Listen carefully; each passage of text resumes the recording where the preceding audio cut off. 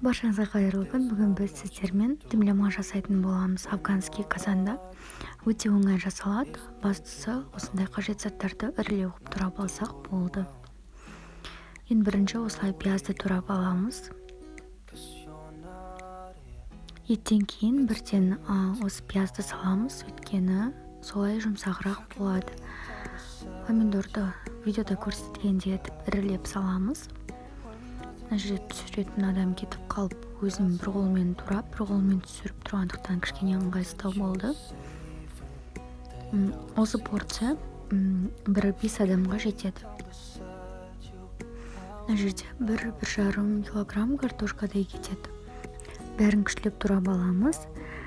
Болғаннан кейін бәрін қазанға салып, міне осынша мөлшері ет болса жеткілікті. Ет болғанда өзінің майы қажет. Міне ана жерде көрініп тұрғандағыдай кішкене май қажет. Астына оны осылай төсеп тастаймыз. Қалған жері видеоға түспей қалыпты. Етті астына осылай әдемілеп жайып, пиязды салып, одан кейін басқа көкөністерді саламыз.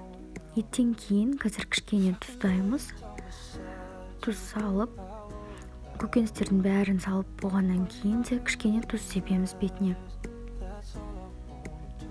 Қазанға 1-2 сағатқа мен қойдым.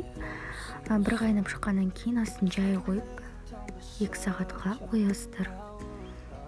Дәмі өте керемет болып шығады. Міндетті түрде жасап көріңіздер.